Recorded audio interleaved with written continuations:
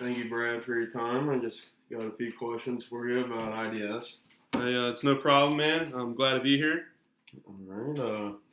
I saw that your company has grown a great deal lately. Congratulations. Thank you. What has been the biggest driver of that growth? Well, out at the CVG airport, we have consistently been the main de-ice company for all the airplanes out there in de-ice operations. This season, we have picked up double the carriers for de-icing. So we picked up Frontier, United, Allegiant, and Delta, which means that our company literally has doubled out there, and it will continue as we push Menzies, Southwest, and the rest of Delta's crew out as well. So we're probably going to end up taking over the entire airport. But as of right now, that is why our company's growing so much right now. Awesome. For how long do you expect that rate of growth to continue? We're probably looking at the next several years of continuous growth. Amazon's getting built out there right beside the airport. Their operations literally like a $50 billion facility, and they're going to have like an additional 100 pads for airplanes to park on. So that's going to triple the size of the airport. So I don't see the rate of growth going down anytime soon in the near future. Okay. How large is your customer base right now? Our customer base is consisting of about 130 flights a day on average. It all depends on what day of the week. Sunday's the slowest day, but Monday through Saturday, generally, we see probably about 130 flights, and that's across the board with like express flights and commercial. So we'll get like cargo and passenger planes, and sometimes we even get like private planes that are like little single prop, small johns as well. What positions are held by those who make decisions for your customers? And are they usually teams of buyers or individuals? So the positions by those who make decisions for the customers, usually we have supervisors that will go out and they will check with the representatives for each like airline company. And when they go out there, they'll see if they actually want to be de-iced. And if they do, we'll go out there and we'll basically come to the conclusion of what kind of service needs to be done with what type of product, and then we go from there. There's usually teams of buyers. There's never like individual, just one pilot for this certain airline will want it. Usually, if one airline's getting it, they're all getting it. So it's usually just a large scale thing, not just here and there. Usually, everybody gets the service if one person out of the entire group wants it. Right. What are you looking for in the company at this time? Well, right now I've been there for a couple years. Got promoted this year to a manager out there as a team lead. Honestly, kind of just looking to see how far I can go with it while I'm still in school. Maybe if it offers good benefits and it keeps growing as I get closer to graduating, I'll stay with the company post graduation. But as of right now, I do plan to be there for probably at least an additional couple years. So kind of just seeing where it goes. What line of work are you in right now?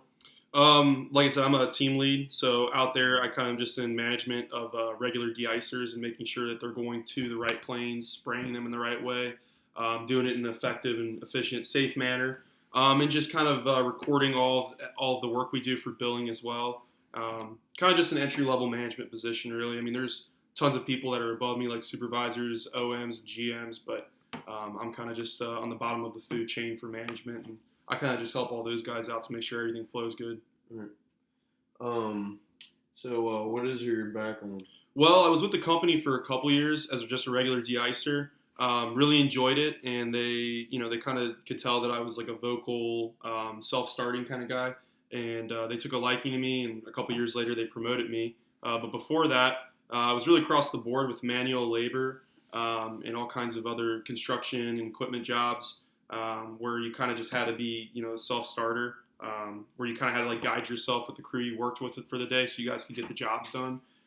So I've always kind of just had like my own kind of guidance jobs, if that makes sense, where I'm the motivation. I don't have somebody constantly over me making me get things done. Right. So what level of investment with the company are you comfortable with? Probably with where I'm at now, truthfully. I don't really know if I'd want to go any further and become like a supervisor. Like that would take probably several years before I could potentially land a spot like that. And on top of that, I'm just not so sure that the salary combined with the different responsibilities that the company offers are worth it. Takes a lot to step up but there's room to move up. It's just Mm. I'm not so sure that I'm going to go down that path with this company, but I'll at least be with them for several more years. So did something happen that caused you to be motivated to look for promotion in the company? Yeah, I started realizing that I was doing pretty much everything that a manager does now, and they started putting me in certain parts of the airport where most people, like, we have like 99% of people go to DHL side, and they'll just do the cargo planes. They started putting me on the passenger side where we actually spray real planes filled with passengers. Mm-hmm. So it's the same planes, just different, concepts. The passenger planes are a little bit more important because there's, 100-something people's lives on hand instead of just a bunch of cargo and 2 pilots. So they started letting me do that, and I was like, you know what, I might as well apply for the position, and I was eligible when they took me. So Awesome. What are the difficulties of the business that you're in right now? Well, with me being new right now with the lead spot, honestly, a lot of it's just relearning everything. There's a lot more paperwork I do now, and I'll stay and do shift reports and billing and all kinds of technical stuff like that. After everybody else has already clocked out and left the office, I'll be staying there for 30 minutes, sometimes an hour, depending. And that's just right now. So I've only been, in this position for a couple months, and I still feel like I'm just now starting to understand everything. But yeah, that's as of right now. That's just the biggest difficulty with working out there.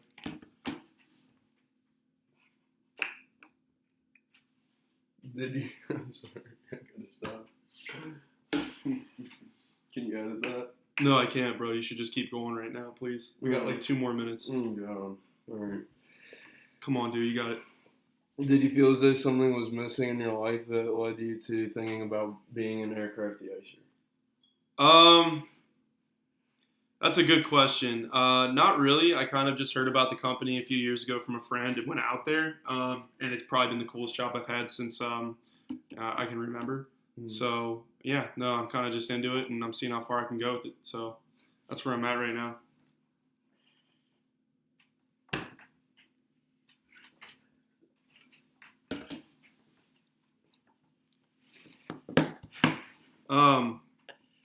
But as far as like the other companies go at CVG, if I'm worried about anybody else out there, competition, I'm not honestly too worried about anybody else. We are still easily the most superior company compared to the competition, and the competition's dwindled down too.